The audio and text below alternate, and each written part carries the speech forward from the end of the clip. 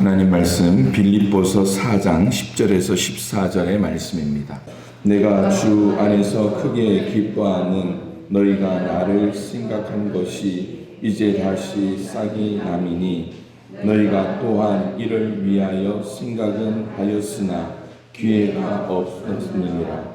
내가 궁핍함으로 말하는 것이 아니니라. 어떠한 형편에든지 나는 자족하기를 배웠노니 나는 비천에 처할 줄도 알고 풍부에 처할 줄도 알아. 모든 일 곧 배부름과 배고픔과 풍부와 궁핍에도 처한 줄 아는 일체의 비결을 배웠노라. 내게 능력 주시는 자 안에서 내가 모든 것을 할 수 있느니라. 그러나 너희가 내 괴로움에 함께 참여하였으니 잘하였도다. 아멘. 할렐루야. 예, 지난 한 주간 잘 보내셨습니까? 예, 오늘 얼굴을 보니까 지난주보다 조금 더 얼굴빛이 검게 걸린 걸 보니까 장마가 끝나고 또 이제 포도 수확을 하신다고 많이들 분주하시다라는 생각을 하게 됩니다. 오늘은 신앙의 미천이라는 제목을 가지고 설교의 자리에 섰습니다.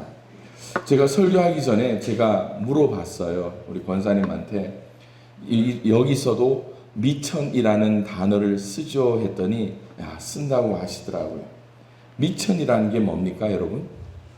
최소한 내가 가지고 있는 뭔가 이렇게 내 재산 혹은 내 자존심일 수도 있어요.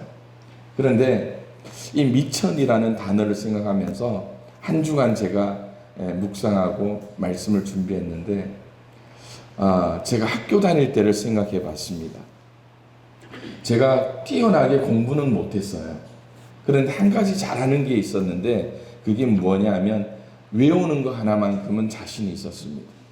외우는 거 하나. 그래서 이제 성경 전체를 중고등학교 시절만 이야기해야 되죠. 중고등학교 시절에 제일 재미있는 과목이 국사, 역사 과목이었습니다. 몇 년 외워서 그걸 가지고 이제 계속 연계해서 어느 왕은 어떻게 했고 이런 것들을 참 잘했어요. 그러다 보니까 시험을 치면 암기 과목에서는 제가 손가락 안에 드는 손가락 하면 또 10손가락 하면 또 10등 했다 11등 했다 하는데 한 손 5손가락 안에 드는. 그런데 문제가 있죠. 문제. 시험의 가장 큰 문제가 무슨 문제입니까? 수학 문제죠. 수학 시험을 치면 친구들이 저에게 기대를 안 해요. 왜 그럴까요? 수학을 못해요. 세상에 못 푸는 문제들이 많더라고요. 그래서 시험지를 다 받아보고 이제 고개를 끄덕이면서 시험을 치다 보면 1번, 2번까지는 열심히 푸는데 3번부터 뭐가 드러납니까? 도형 안에 미천이 드러나 버리는 거예요.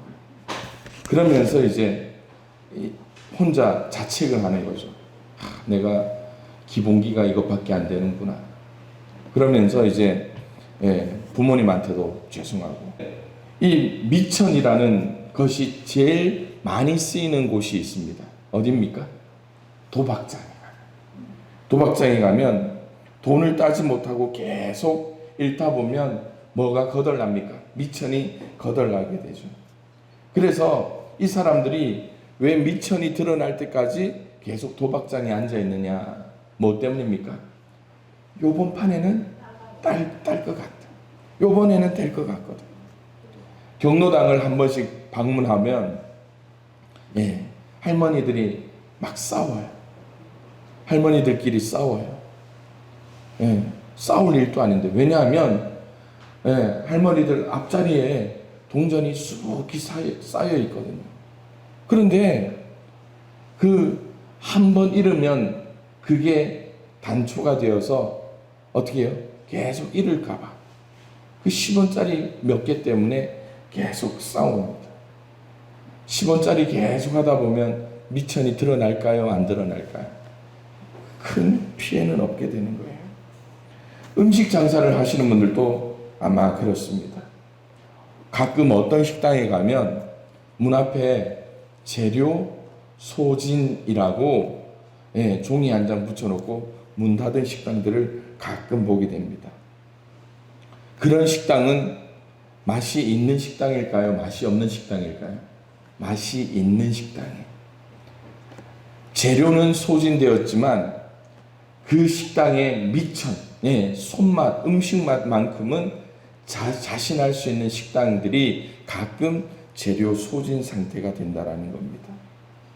우리의 삶에서도 이런 미천이 드러나는 경우가 있습니다. 어려움을 겪을 때, 그리고 또 내가 예기치 않고 예상하지 못했던 인생의 문제들이 드러날 때, 실제로 우리가 살고 있는 이 작은 지구라는 이 땅 덩어리가 조금씩 기후 온난화로 인해서 큰 변화를 경험하는데 지구 기온에 미천이 드러나는 것들을 보게 됩니다.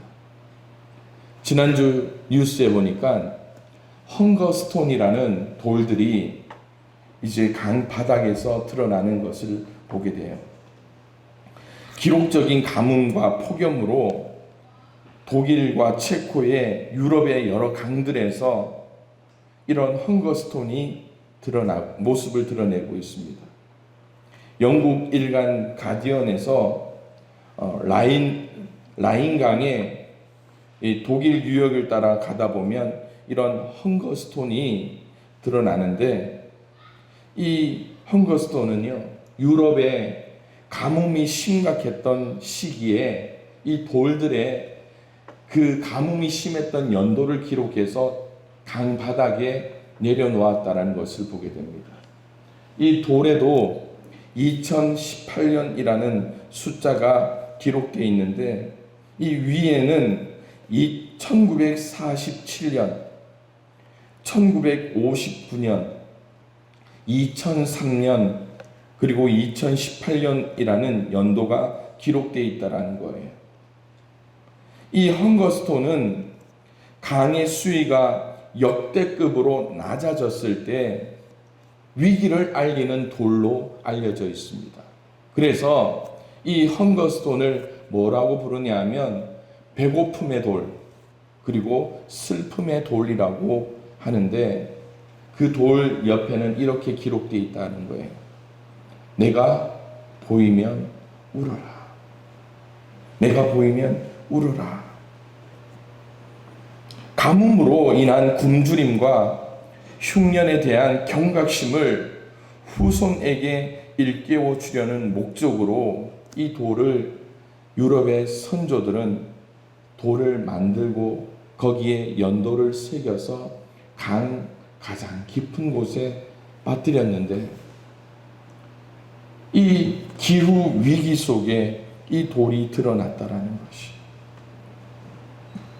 우리의 신앙에도 이런 헝거스톤과 같은 위기의 표시가 있는가 한번 되돌아보아야 할 것 같습니다. 성경에는 지계석이라는 말이 쓰여져 있습니다. 잠언 22장에 보면 내 선조가 세운 옛 지계석을 옮기지 말라. 23장 10절에 옛 지계석을 옮기지 말며 고아들의 밭을 침범하지 말라라는 말씀이 있습니다. 지계석이라는 말은 우리 농경사회에서 가장 중요한 표식 중에 하나예요. 옛날 논과 논 사이에 물을 넣고 논을 갈다 보면 그 뚝이 무너져서 어느 것이 내 밭이고 어느 것이 남의 논인지 구분이 안 될 때 가장 좋은 경계로 뭘 세웠습니까? 좀 큼지막한 사람이 들 법한 돌을 뾰족하게 세워서 그 돌을 기준으로 뭘 만듭니까? 둑을 만들어서 이 밭과 이 밭의 경계를 만들었던 때가 있습니다. 그런데 신명기 19장 14절에는 이스라엘에서는 땅을 조상들의 유산, 다시 말씀 조상이 아니라 하나님이 주신 기업으로 알았기 때문에 이 돌을 옮기지 말고 그 소유를 남에게 넘기지 말라고 경고하였던 것입니다. 이 지계석이 바로 신앙의 바로미터와 같은, 다시 말씀드리면 신앙의 기준선과 같은 것으로 표시되는 것이죠. 다시 말씀드리면 이 우리가 앞서 봤던 헝거스톤이라는 것이 있습니다. 헝거스톤. 이 돌이 보이면 울라. 이런 것처럼 어려울 때 우리의 삶의 미천이 드러나거나 또한 우리의 신앙에 미천이 드러나서 사람들을 당혹해 하거나 또한 보는 사람의 마음을 아프게 하는 경우가 얼마나 많이 있습니까?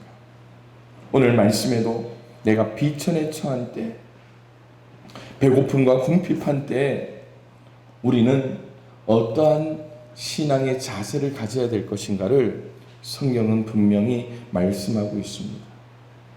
제가 거듭 말씀하지만 한국교회 130년의 선교 역사 가운데 코로나로 인하여 가장 큰 복병을 맞이하였습니다. 강과 저수지에 물이 가득했던 그때처럼 한국교회는 앞만 보며 부흥을 외쳤고 또 영혼 구원을 외쳤고 도시마다 성시어를 외치면서 교회를 가득 채우기를 원했고 또 가득한 교회는 큰 예배당을 짓기를 원했던 적이 있습니다.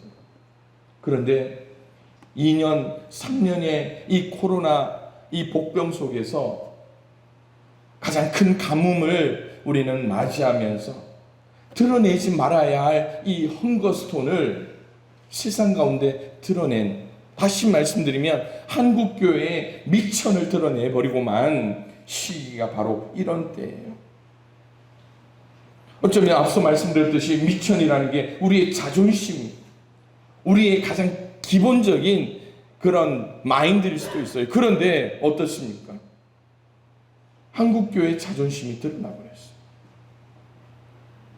부흥보다는 이제 다시 기본으로 돌아가야 되는 그런 때에 우리는 어떻게 이 미천을 다시 든든히 세워서 믿음의 공동체, 교회를 다시 회복시킬 수 있을까? 그래서 저는 오늘 이 빌립보서 말씀을 통해서 저와 여러분들이 은혜를 나누고자 합니다. 어떻게 우리의 신앙의 미천을 든든히 할 수 있을까요? 그 첫 번째로 감사하는 삶이라는 거예요. 감사의 삶으로 신앙의 기본 틀을 든든히 세워야 합니다. 감사라는 건 제가 지난주에도 지난주에도 말씀드렸던 신앙의 항목입니다. 그런데 이 오늘 빌립보서에서 말씀하는 이 감사는 좀 더 실질적인 감사의 삶이라는 거예요. 바울은 빌립보 교인들이 후원해준 그런 재정적인 후원을 통하여서 감사하고 있습니다. 빌립보 교인들은 에바브로디도를 통해서 사도 바울에게 선교원금을 전달해 왔습니다. 그런데 이 일이 지속되지 못하고 중단된 상태가 되었어요. 이 일로 사도 바울은 주다가 안 주면 얼마나 속상할까요? 그런 개인적인 감정을 표출한 것이 아니라 도리어 어려운 중에도 지속적으로, 지금은 끊겼지만 지금까지 재정적으로 후원해준 그런 빌립보 교인들의 마음을 더 걱정하고 있는 것을 보게 됩니다. 그래서 바울은 재물보다 그 속에 담겨져 있는 성도들의 지극한 사랑에 대한 감사의 마음을 하나님 앞에 드리고 있다라는 거예요. 감사가 무엇입니까? 감사라는 것은요, 그 사람의 인격과 신앙을 말해주는 거예요. 우리의 신앙에서도 미천이 드러난다. 무엇을 통해 볼 수 있을까요? 아마 여러분들이 매주일 예배 다니러 오지만 어떤 때는 하나님 감사합니다 하면서 차 시동을 켜고 감사하게, 그런데 어때요? 어떤 날은 오늘 교회 가기 왜 이러지? 그러면서 좀 찜찜한 마음이 생길 때가 있어요. 그럴 때 어떤 마음이 있을까요? 한 주간 내 삶을 한번 되돌아보면 분명히 한 가지가 결여되어 있을 거예요. 그 한 가지 결여가 뭡니까? 감사의 마음이에요. 감사의 마음. 네. 그리고 그 감사에 대한 미천이 드러나 버린다면 내 신앙의 기본기마저 흔들릴 수 있구나라고 여러분 생각하셔야 된다는 거예요. 원망과 시비로 가득 채워진 내 모습을 보게 될 때 여러분 먼저 감사하셔야 돼요. 자, 우리 옆에 분과 이야기해 봅시다. 아무 조건 없이 우리 성도님께 감사합니다. 우리 이렇게 인사해 볼까요? 아무 조건 없이 우리 집사님께, 권사님께 감사합니다. 예. 자, 또 이렇게 하니까 또 별 감흥이 없죠. 다시 한번 인사할게요. 다음 주에는 감사의 조건이 생기도록 제가 섬기겠습니다. 시작. 예. 예. 그럴 때 여러분 내 속에 어떤 원망도 사라지게 됩니다. 예. 오면서 다투었던 사람 있잖아요. 같이 차 타고 오면서. 예. 걸어오면서도 다투는데 그렇지 않습니까? 그리고 또 언제 우리가 이 신앙의 미천을 든든히 할 수 있을까? 자족하는 삶이에요. 자족한다라는 것은요, 어쩌면 철학이 좀 있는 말처럼 보이는데, 이 자족하는 삶으로 하나님의 은혜를 깨달을 수 있는 저와 여러분들이 됐으면 좋겠습니다. 우리의 인생이 얼마나 부요한 인생, 자족할 수 있는 인생인가를 한번 생각해 봤으면 좋겠어요. 인터넷에서 이런 글을 봤습니다. 한번 들어보십시오.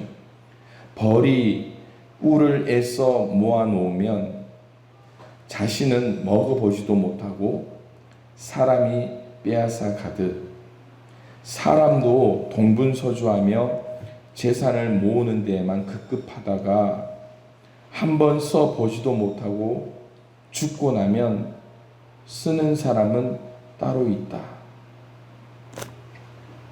새가 살아있을 때는 개미를 먹는다. 그런데 새가 죽으면 개미가 새를 먹는다. 시간과 환경은 언제든지 변할 수 있다. 당신의 인생에서 만나는 누구든 무시하거나 상처를 주지 말라. 지금 당신은 힘이 있을지 모른다. 그러나 기억하라. 시간이 당신보다 더 힘이 있다는 것을. 하나의 나무가 100만 개의 성냥개비를 만든다. 그러나 100만 개의 나무를 태우는데 성냥개비 한 개만으로도 충분하다는 것을 알아야 한다. 오늘 또 내가 건강함에 감사하고 오늘 또 내가 숨 쉴 수 있음에 감사하고 오늘 또 내가 누군가를 만남에 감사해야 한다. 감사가 넘치다 보면 우리의 삶도 저절로 행복해진다. 감사하고 또 감사하라. 감사하면 감사할 일이 자꾸 생긴다. 여러분, 이 짧은 글을 보면서 나 스스로를 되돌아보는 거예요. 내가 꿀벌처럼 살아가고 있는지, 아니면 내가 개미처럼 살고 있는지,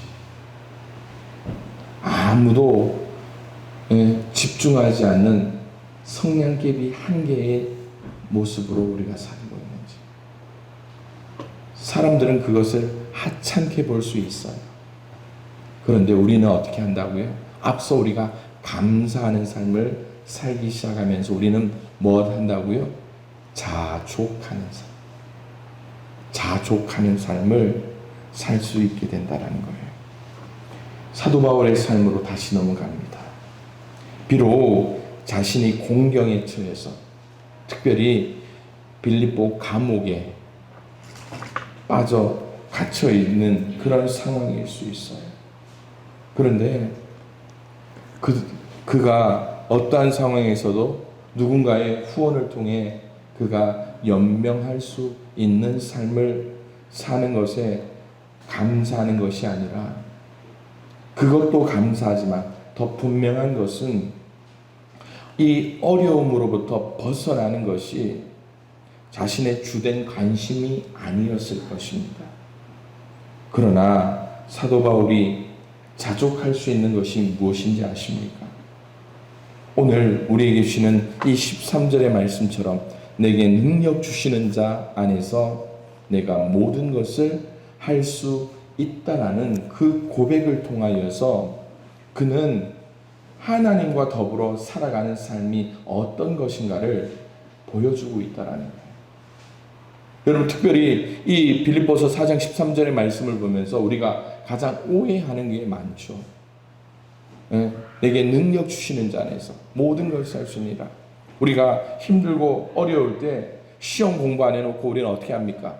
하나님 내게 능력 주십시오. 내게 100점을 맞게 해주십시오. 시험 칩니다. 100점 맞습니까? 못 맞습니까? 못 맞아요. 그런데 20점, 20점은 아니고 한 50점, 60점 맞더라도 내 공부하는 거 치면 여기에서 내가 뭘 할 수 있다? 만족하고 자족할 수 있는 것이 우리의 모습이어야 돼요. 심지 않은 것. 오늘 보세요. 이 벌이 꿀 1g을 만들기 위해서 수만 번 왔다 갔다 해야 되는 거예요. 수만 번. 그런데 그 속에서도 이 벌이 투정하는 것 들어보셨습니까? 벌이 투정하던가요? 불평하던가요? 아니에요. 벌은요, 그가 날아갔다 들어오면서 들어올 수 있는 그 벌통이 있는 것만으로도 아마 감사할 거예요. 우리의 삶에서도 마찬가지입니다. 누군가가 그러더라고요. 열심히 벌어서 부자가 되면 남들 3끼 먹을 때 밥 5끼, 6끼 먹느냐. 그런 분 있을까요? 없을까요? 물론 그런 분 한두 분은 있을 거예요. 그런데 그것이 인생이 아니라는 거예요. 하나님이 우리 인생을 만드신 그 모든 것들을 보면요, 참 공평하게 만드셨다는 거예요. 공평하게. 우리의 삶에서 감사로 우리의 미천을 든든히 하시고 자족하는 삶을 통하여 하나님의 은혜의 그 가치를 깨닫고 우리 인생의 가치를 하나님 앞에 온전히 보여드릴 수 있는 저와 여러분들이 될 수 있기를 주님의 이름으로 축원을 드립니다. 마지막으로 우리의 신앙의 미천을 가장 든든히 할 수 있는 한 가지가 있습니다. 그것이 무엇인가 하면 바로 우리가 어디에 거하느냐. 우리가 어디에 거하느냐. 그래서 그리스도의 능력 안에 거하며 우리의 신앙의 미천을 회복할 수가 있어야 되는 거예요. 누가복음 15장에 보면 아버지를 떠난 탕자가 나옵니다. 그리고 이 탕자가 둘째 아들이 자기의 몫을 가지고 집을 떠났는데 자기에게 이 몫이 있을 때는 친구들이 와서 얻어먹고, 야 친구야 니밖에 없다. 밥 한 끼 사라. 술도 사라. 과자도 사라. 놀자 마시자 했는데 이 미천이 빠져버리니까 어때요?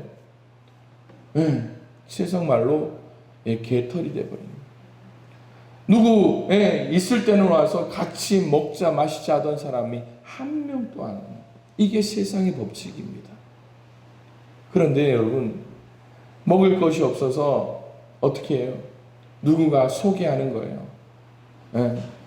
돈이 있을 때는 사업하자, 뭐 장사하자 했던 사람들이 아무것도 없으니까 먹고 살려면 여기라도 일해봐라 하면서 보낸 데가 어때요?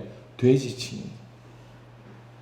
갔더니요, 돼지가 먹는 이 주염 열매를 먹는 그 양마저도 얼마 안 되는 그런 가난한 돼지 목장이었던.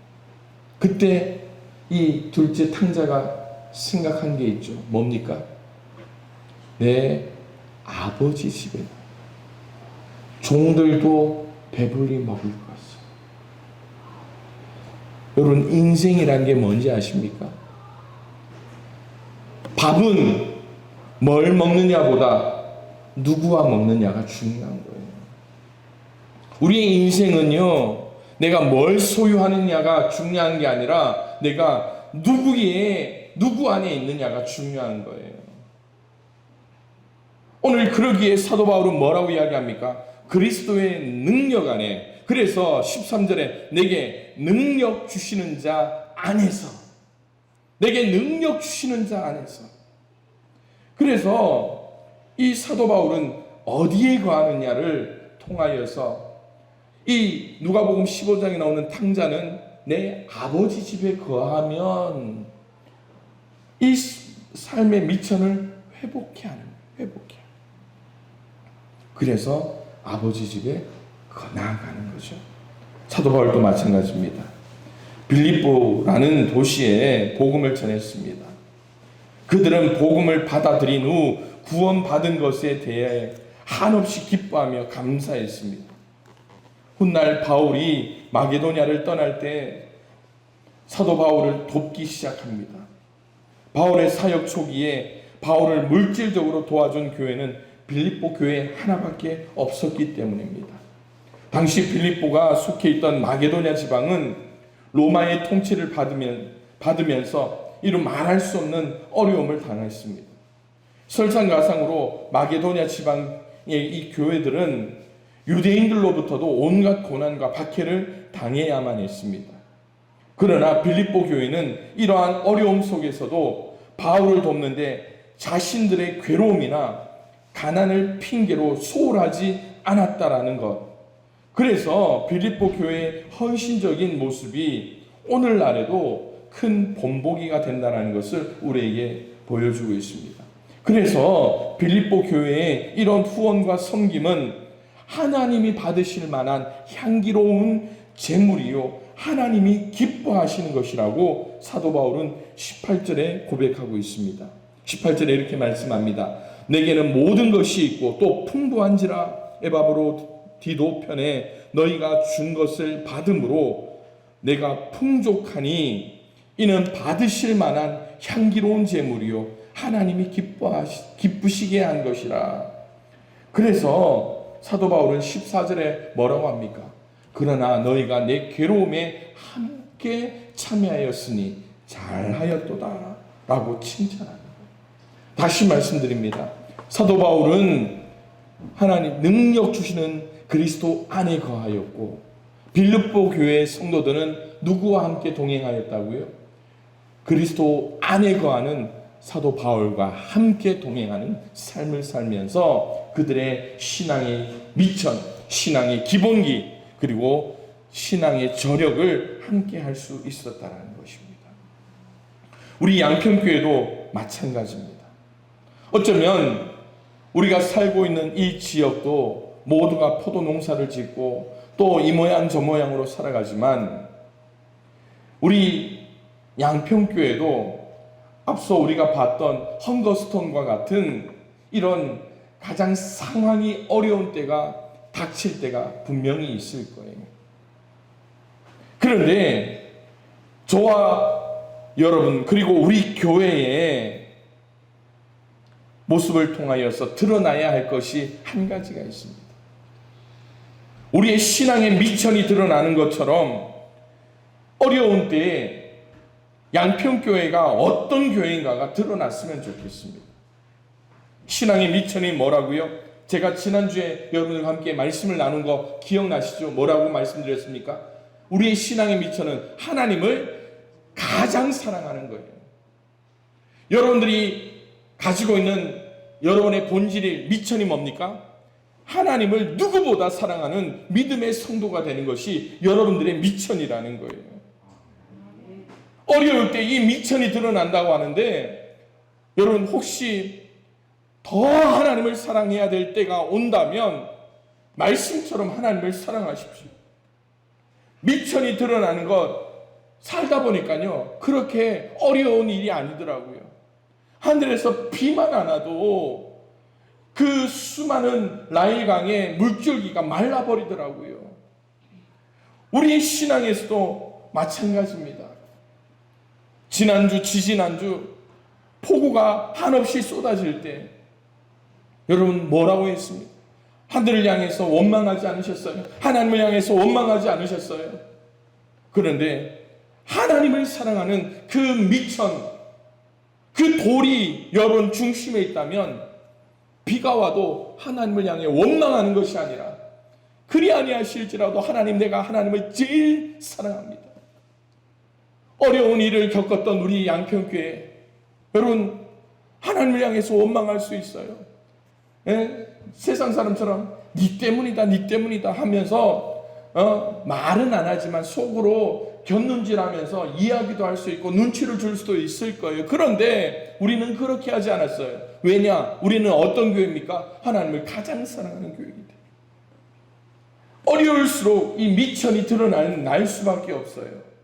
인격이 드러날 수밖에 없습니다. 신앙의 근본이 드러날 수밖에 없습니다. 그럴 때에 우리의 본질을 따라 하나님을 사랑하는 교회, 하나님을 사랑하는 성도 되어서 하나님의 일에 빌립보 교인처럼 동참하며 마음과 뜻과 정성을 다하여 서로 돕고 사명을 감당할 수 있는 저와 우리 양평교회 모든 성도님들, 그리고 우리 양평교회가 될 수 있기를 주님의 이름으로 축원을 드립니다.